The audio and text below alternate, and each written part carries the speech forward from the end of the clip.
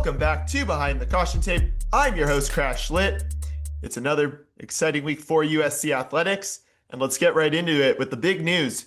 USC football getting a big opening conference play with a Big Ten road win over Purdue. USC won 33-17, and it was definitely a tough game. Not just, obviously, I think Purdue was a better team than I think we all probably expected, but also because USC had to endure a 3-hour and 15-minute delay due to lightning strikes in West Lafayette that ultimately just caused the game to keep getting pushed back, and ultimately fans having to even leave the stadium multiple times. So even after the game got going, which was pretty late, I watched the whole thing on TV. It was definitely a slow start, but definitely USC turned it on later in the game. I think the most notable moment everyone remembers was Jamal Jarrett getting the thick six, as I think people on social media are saying. And it was honestly really impressive to see that. I think that was a huge moment for the Trojans. It was impressive to see him see the ball tipped right to him. He just caught it and just ran down the whole field. And one thing that really caught my eye on that was the fact that Anthony Lucas stayed right there with him.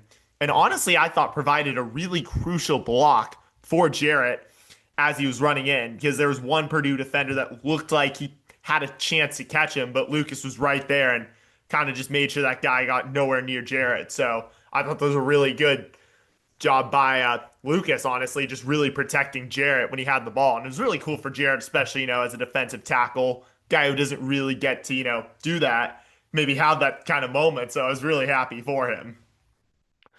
But honestly, even just with that win, it was a 33-17 win. I thought this Purdue team looked pretty good. I mean, and maybe this is a hot take, but Purdue's schedule is definitely rough, but I think they got a shot to make a bowl game, which speaks to just how much Barry Odom's already come in and made an impact on that program. Even in his first year, I mean, he's already got doubled the win count from last year. Purdue went 1-11 in Ryan Walters' final year, so they're already 2-1. I know it's not too much, but just for how short of a time Odom's been there, that he's been able to do that, I think is super impressive. So it's really, especially at a place like Purdue that's tough to win, just seeing him come in and just really establish a new culture and have his guys playing pretty well, I thought. And USC still being able to come in despite all the setbacks, all the delays, and still be able to, get out of there with a win. So yeah. But obviously Bishop Fitzgerald had two crucial end zone interceptions that helped, stop a couple of drives. But really, I think there are some concerns as you get in the secondary on defense for USC that I think need to get cleaned up. But I think it's definitely also, something that USC can work on. They'll have one more week of what should be a winnable game before the schedule gets really tough. And I think it's really a good game against Michigan State. So obviously we'll talk a little bit more about this USC game before we talk about the Michigan State preview. But yeah, so Jaden Mayava played the full game, 282 passing yards, 17 for 28. Wayman Jordan had 77 rushing yards, 18 carries, and a touchdown. Jacoby Lane, 115 receiving yards, 3 receptions.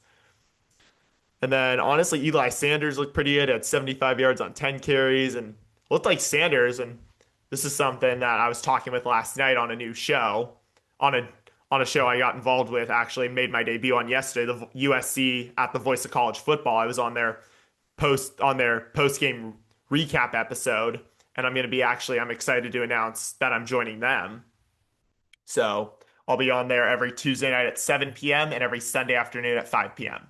In addition to also being involved with wearesc.com and hosting a weekly recruiting show, as well as talking about recapping and previewing each USC football game each week with Scott Schrader. So those are a couple things I got coming up, so be sure to check out those pages as well. I'll definitely be promoting those as well on my Instagram, so be sure to follow me there at CrashLit.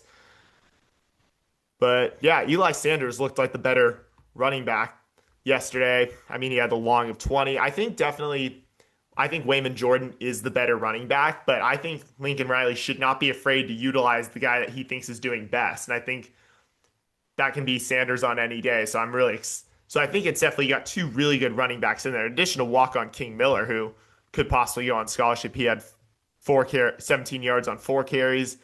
And Jaden Mayava ran it in for a touchdown, had a running touchdown too. So overall, I was, impressed with this team overall, especially, Jacoby Lane, I thought did pretty well. They have any, so it was definitely a tough game. It was definitely like a brutal game, but really impressed with just how, just this team played overall is definitely a tougher step up. And obviously there are some areas to improve, especially on defense. I think certainly some areas on offense too, and the special teams. But I was really overall impressed with how USC played, especially just with all the circumstances. So it was definitely great to just see USC go out of California and win a Big Ten road game. Yes, obviously they won at the Rose Bowl last year against UCLA, but there was a lot of criticism that USC couldn't win an out-of-state conference game in a true road setting. Because obviously UCLA, it's like a lot of USC fans go to that each year. I mean, especially it's like oftentimes there's a lot, especially if UCLA is not good and it's not at the Rose Bowl this year, but with Deshaun Foster getting fired over the weekend, it's been tough to be a UCLA fan from what I've been seeing. Four's down though, but yeah, so I think it was just really just I think kind of a bit of a you can honestly maybe argue it's a bit of a vindicating feeling for this team that they're able to go to West Lafayette and just play pretty well. And I was really impressed with Jaden Mayava. I think there's definitely really getting his first true test. And I think hopefully this momentum carries into the game against Michigan State. So we will go and preview that now. Obviously, there's a lot of drama around the kickoff time. I addressed it early. I addressed it earlier this week with Scott on our recruiting show. Talked about the late kickoff and controversial kickoff time of USC and Michigan State. It was an 8 p.m. kickoff on Fox. Everyone's complaining about it, both USC and Michigan State fans. USC fans because they thought the late kickoffs were over. Michigan State fans because they got to turn their TVs on at 11 p.m. and keep watching until like 2:30, 3 a.m. And I get why people are upset, but USC was going to get stuck playing these games still, especially because they're on the West Coast, and Fox wants that late kickoff time. If it wasn't valuable, they wouldn't put it there, but Fox wants to stretch their inventory out, and they can't put it based on what I read from John Wilner, the Bay Area News Group. He explained how the media deal works, where Fox can't have a game kick off when CBS has their 12:30 kickoff and NBC has their 4:30 kickoff. They can't due to due to just how the contract was negotiated with the media partners in the Big Ten. Fox isn't allowed to play their games there, so it doesn't overlap or overshadow. So they have to put it later. And if honestly, like and it's like if you're Michigan State, it's just the reality. I think once a year I think it's allowed that you can play a late game on the West Coast. So, and that's kind of how I've looked at it is, okay, you're going to the Big Ten. You all want to make $65 million a year. This is the price. This is the cost. You're going to have to still play these late kickoffs. Honestly, I like the 8 p.m. kickoffs, 7:30, 8 p.m. kickoffs better than anything before 3:30. My ideal time is 4:30 to 5. Do not get me wrong. But I just don't. I've always been liking games at night. Like, I enjoy going to more night games compared to day games. So I'm really excited for this. Obviously, I like the 4:30 kickoffs, but I think this should still be a fun one. Big Ten After Dark should be a great one. And before we get into this, USC now ranked. Got ranked in the AP poll, number 25. Still not ranked in the coaches poll. But I think it's great that they're ranked coming into this game against Michigan State. And I'm finding this game interesting for a number of reasons, because Jonathan Smith, former Oregon State head coach, was an assistant coach at Washington when Jen Cohen was there, and has so far done a really good job out there. And I'm wondering, is this game an audition game for him because of his connection to Jen Cohen as well as being from SoCal? He grew up going to USC football games at the Coliseum. I remember I read an article by John Canzano at johncanzano.com. I think when Smith took the Michigan State job, he was talking about just what will Smith do after MSU, depending on how that goes. But I think what was interesting about that was it talked about how he like pointed to he was talking with Canzano and said, yeah, like pointing to a section in the stands that that's where I sit with my family. So I think for that, he's grew up going to SC games, but also his connection to Jen Cohen. So I think that's interesting. Jen Cohen overlapped with Jonathan Smith from 2014 to 2017 when she was first got. So she saw him there. So both when she was like with Washington and even after she got elevated to full-time AD, and then when he was an assistant at Washington as the offensive coordinator and quarterbacks coach. So I think there's obviously that connection there. But what else intrigues me about this is last year at the men's basketball game, Jonathan Smith was in attendance. He was sitting in the same section as some friends that I went to go say hi to at halftime, but he wasn't there. And he and Jen Cohen came over to him, personally said hi, and escorted him into a back room of Galen Center and talked with him the entirety of halftime. And then as the basketball game resumed, she walked him back to his seat. So I'm just wondering, I mean, obviously things are looking really good with USC and Lincoln Riley right now, and I'm not trying to speculate on Riley's job security or anything or what that looks like. Obviously, there's the buyout factor, but I'm just wondering, is this an audition game for Jonathan Smith with USC? Does Jen Cohen, even if just regard of just if Michigan State just plays well and doesn't necessarily win, does that make does he just, stay in the back of her mind if, anything happens? I'm not trying to speculate, but I'm just finding this really interesting. So obviously those people are now linking Smith to the vacant UCLA job that has been open since yesterday morning after Deshaun Foster was fired. So we'll see what happens, but it'll definitely be curious to watch for that reason. And obviously the last time Smith went up against Lincoln Riley at USC, or no, at Oregon State, pardon me, Beavers almost upset the Trojans. That was 2022 when Caleb Williams won the Heisman, and it took a last minute touchdown for USC to go ahead 17-14 to win that one. So I'm really interested in this game, and obviously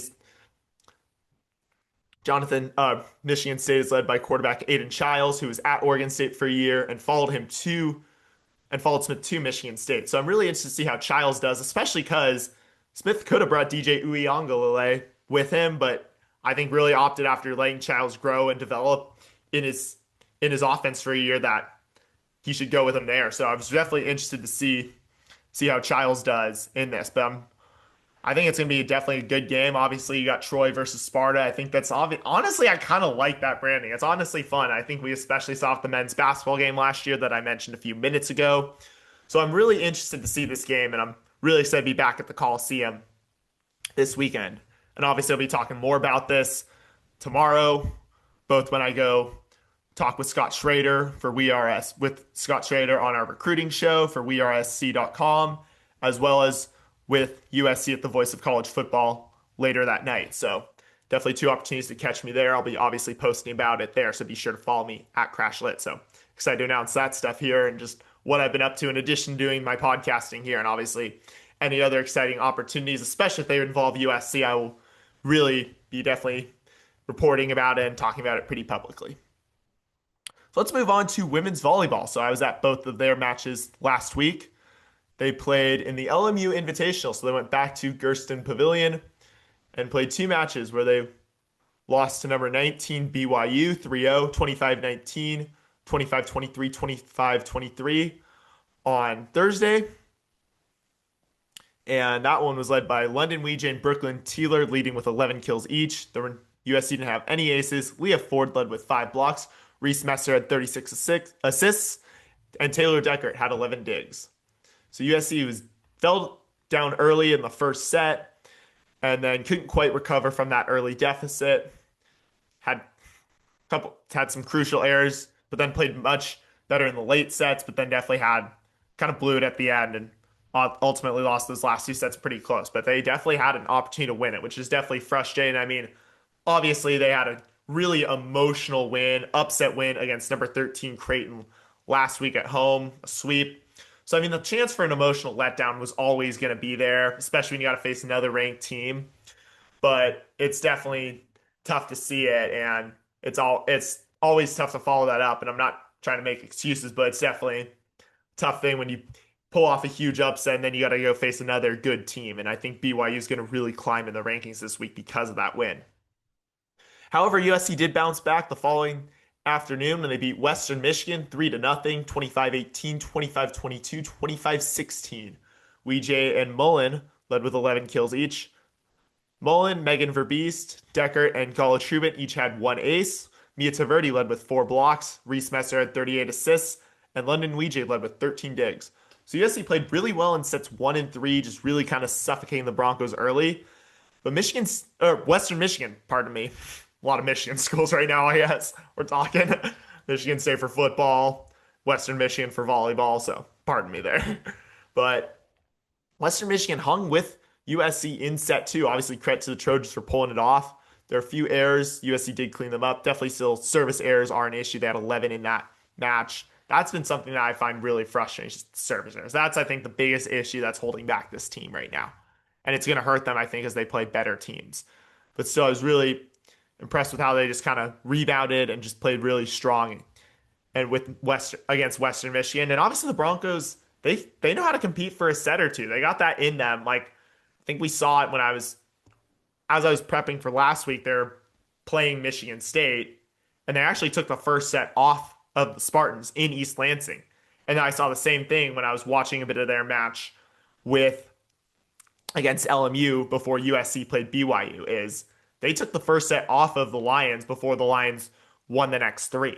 So they definitely have that ability to play with teams. So it's just one of those teams you just got to be careful of.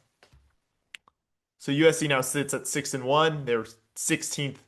They moved up to 16th after last week, but will probably are likely to drop in the rankings after the loss to BYU. But still, I think should remain in the top 25. I would guess maybe they drop to 20, 21. But definitely, I think some big opportunities to move up. We'll see how the rest of the rankings shake out. We're just recording earlier due to my schedule, but so USC likely to drop and now have three matches this week back home at Galen Center. They'll face LSU twice on Thursday and Friday. Both those games will have first serve at 7 p.m. and you can watch it on the Big Ten Plus. And they will also face Cal on Sunday on the Big Ten Network at 2 p.m. So I think USC is going to need to clean up the service errors and just use these final matches to get ready for Big Ten play because they start with a tough Big Ten slate. They start Big Ten play on the road this year against they start open at Penn State and then go the following night go play at Ohio State. So 2 tough matches there, especially when you got to open against the defending national champions in Penn State, which is going to be a really good team. But I'm really excited for these matches this week. I think they're 3 good opportunities, and they're good teams too. LSU is 6-2, and Cal's 3-4. So I think both LSU's losses are versus ranked teams. So it's definitely a good I think these are going to be really good matchups between the Trojans and the Tigers. And then Cal has done well at Haas Pavilion. They've won all 3 of their games, but they've lost the other 4 in true road and neutral site games. So they haven't done as well away from home. So those are 2 good opportunities for USC. I think there are 3, but 2 good opponents, 3 good opportunities for USC to get wins and really just start conference play on a really strong note and have a really, I think, solid resume. I think especially that Creighton win is good. Obviously, the BYU loss isn't, obviously, it would have been better if they'd won, but still, I mean, they played competitive with the Cougars for most of the match. Obviously, some tough moments there at the end, but still, I think it's really going to be, 3 good opportunities for USC. So let's move on to soccer now, who dropped to number 15 after last week's loss to Stanford. And then they lost again on Thursday night to move to 3-2-1 on the year and 0-1 in Big Ten play. So they lost 1-0 to Washington, only 1 goal with Alex Buck scoring on an assist by Samia Shell. Bella Gruss for USC had 2 saves and goal. And tough thing for USC was they had 67%. They held the ball for 2/3 of the game. and had corner kicks, and 6 shots on goal, but still couldn't get anything behind the net. So definitely a tough loss, especially in the final, and especially in the Big Ten opener. You always want to start that strong. But USC's gonna have 2 more Big Ten matchups as that play gets underway when they head to the state of Michigan to take on the Michigan Wolverines, who are 3-4-1 overall. Had a draw in their Big Ten opener on Thursday at 4 p.m. Pacific time on Big Ten Plus. And then 3 days later, they'll go to Michigan State, who's 3-2-3 on the year, 0-0-1 in Big Ten play so far at 10 a.m. Pacific time, also on the Big Ten Plus. So USC needs to bounce back against both these programs that took draws in their opening matchups. So men's water polo is still number 2 going into this weekend and beat. And then on Saturday, beat number 8 UCI 13-8. Mihalio Bukazic had 8 goals to lead the Trojans, so really impressive total there, having over half. And Bernardo Herzer played the whole game with 11 saves in the cage. So USC started off strong and just never surrendered the lead. Despite the Anteaters keeping it close, USC got the first 3 goals. And UCI, credits them, they're a good program. They stayed with the Trojans. And obviously it shows that even though the MPSF is definitely the best league, like those Big West schools, UCI, Long Beach State, are proving they can compete. So these are really good matchups, especially these ones on the road. It's always tougher to play on the road. It's definitely impressive to see USC get the win. So up next, USC will host the Mountain Pacific Invites. But the teams have not been announced yet. They'll have their first matchup on Friday at 12 p.m. And then they'll follow that up with 2 matches on Saturday. Times yet to be determined. And then they'll end it on Sunday with 1 more game. So four games coming up for the Trojans. We'll likely see some conference foes in UCLA, Stanford, and Cal. Probably play, I'm going to guess, 2 of them. Obviously, it depends on how they do earlier in the first 2 games. Opponents have not been announced. I'll definitely break it all down next week and talk about how they do. But yeah, so 4 good teams coming up. So yeah, USC's got to come ready. And obviously they will have home waters on their side, but still, MPSF is a good conference. So especially when they got to play their conference foes in these non-conference affairs, it's still going to be some good matchups for USC and possibly an opportunity to move into number 1, I think, because I don't think they're going to get it this week. So move on to the final couple sports. We'll talk about men's golf, who finished in first place of 12 teams at the Whirlwind Invitational in Chandler, Arizona, which the Trojans hosted with a 52 under par and total score of 812. So Antonio Safa won the individual title and set a new record for a 54-hole finish with a 17 under par 199. And they had the second best tournament score in program history. And Safa was also named the Big Ten Golfer of the Week. So the individual scores were Safa 17 under par 199, Jack Buchanan 14 under par 202, Jaden Dumdumava also 14 under par 202, so tied second. Tied fifth was Luke Stock as an individual, negative 12 under par 204. Tied 29th was Kai Kamolgain, also independent, so their scores don't count towards the team. Negative 4, 212. Tied 33rd was Raghav Gulade, negative 3, 213. Tied 38 was Nicholas Dominguez, 1 under par, 215. So up next, USC will take part in the William H. Tucker Intercollegiate on September 19th and 20th, which will be hosted by New Mexico in Albuquerque. So I'll have updates on that next week. So women's golf finished in 3rd place of 12 teams at the Annika Intercollegiate in Minneapolis, hosted by University of Minnesota. So they had a 4 under par, 860 total. Elise Lee finished 5th with 5 under par. Jasmine Koo was even. As tied 15th were Jasmine Koo and Catherine Park, who finished at an even 0. 23rd was Kylie Chung, plus 3. 50th was Sarah Hammett, plus and 20 over par. So up next, USC will take part in the Golf Week Red Sky Classic in Wolcott, Colorado from September 22nd to 24th. I will talk deeper about that more next week. So women's tennis, as in the individual season in the fall, took part in the Battle in the Bay Classic in San Francisco from September 11th through 14th.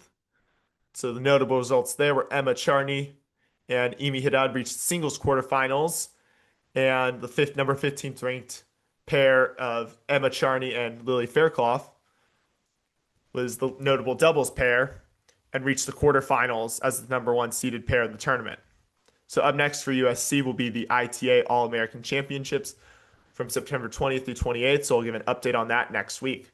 Other than that, the only thing coming up for swim and dive, their season doesn't start for about another month, but they got their Alumni Relays at Uytengsu on September 20th before the football game. So other than that, we now move into our question segment of the show. So I got a couple of questions this week. So first question was from JJ Franco, who asked expectations for year two of Must Bus. So I think year two is going to be better. Yes, it's practically another full new look team, but this year Eric Musselman was actually able to get more of the guys that he wanted. At least that's how I see it.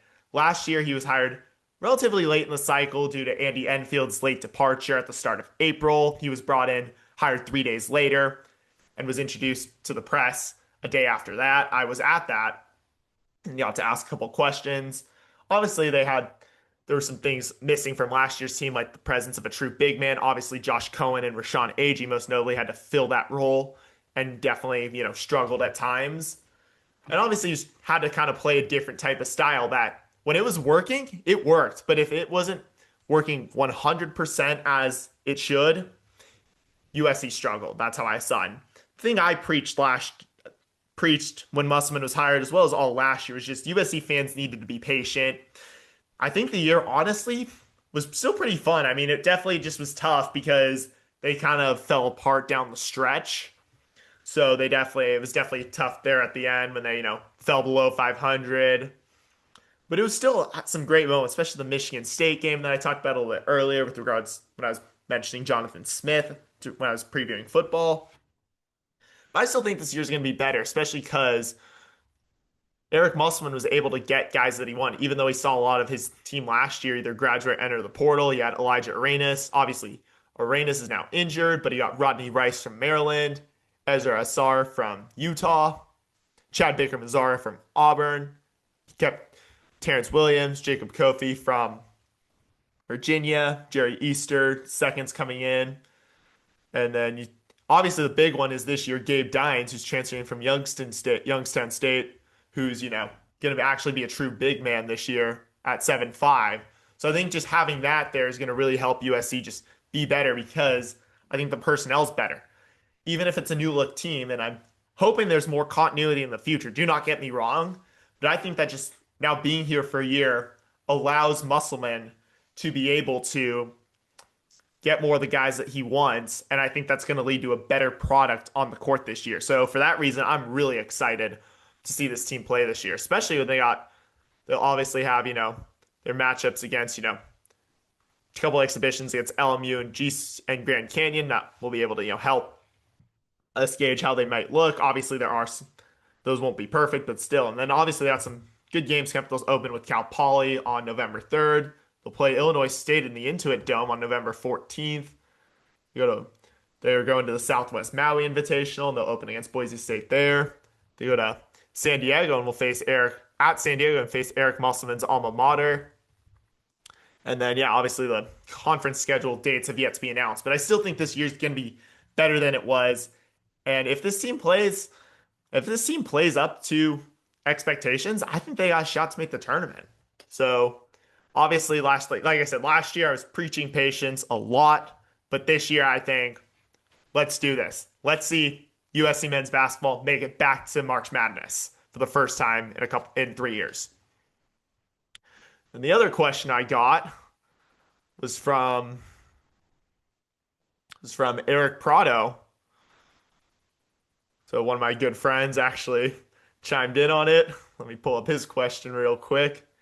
he said, this is what he asked me. He said, when will SC permanently dedicate a seat on the 50-yard line to you? And proposing a name of Crash Site. Well, Eric, great to hear. You can always follow Eric at rep underscore 23 on Instagram. So, Eric, I'd be obviously honored if that happened, but I'm happy just coming to games and cheering. I've never wanted to make, obviously, I love going to games, I enjoy doing it. But honestly, I've always done it because I've just loved USC so much and just loved going to games and cheering on USC student athletes. So I don't need any recognition personally. Because that if USC wants to recognize me, great, I'll happily accept it. But I don't think, but for me, I don't need it. I don't want to make this about me. I want to make it about the players on the field. I want to make it about USC. So if they ever were to do it, I'd be honored and flattered, but I don't need it to happen. I don't need it to happen. So I'm perfectly as happy just going to games and just being a dedicated and loyal USC fan. So those are the questions for today.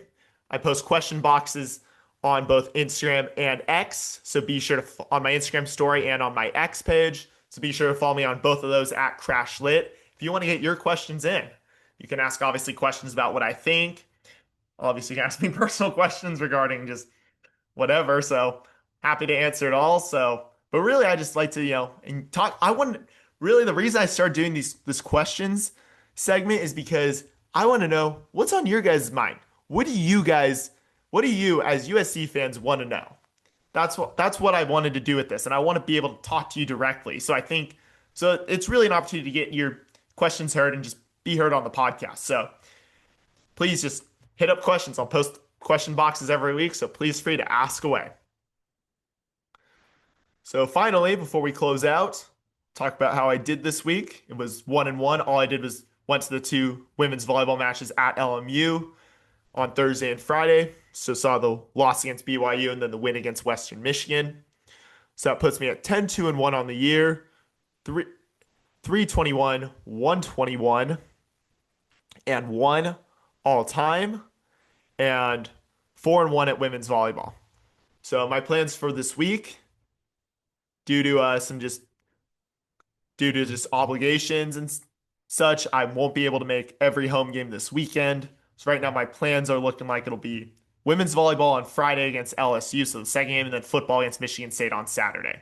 Just due to obviously I got, voice of college football on Sunday. That's gonna make going to games on Sundays a little trickier. And then obviously I have some other obligations that will need to take care of. But be sure to come say hi to me at both those games. Be sure to follow me at CrashLit. Be sure to subscribe to this podcast wherever you listen, whether it's Apple, Spotify, Amazon, or any other platforms. We should be on all of them. If we are not, please message me and I will see what I can do to get that resolved. You can also subscribe to my YouTube channel at CrashLit and get the show there as well and see the video version. So that's going to do it for us here on Behind the Caution Tape. Thank you for joining me here. Thank you for sharing part of your Monday with me. Looking forward to see y'all next week. Be sure to check me out on We Are SC and the Voice of College Football tomorrow. Talk to y'all soon and fight on.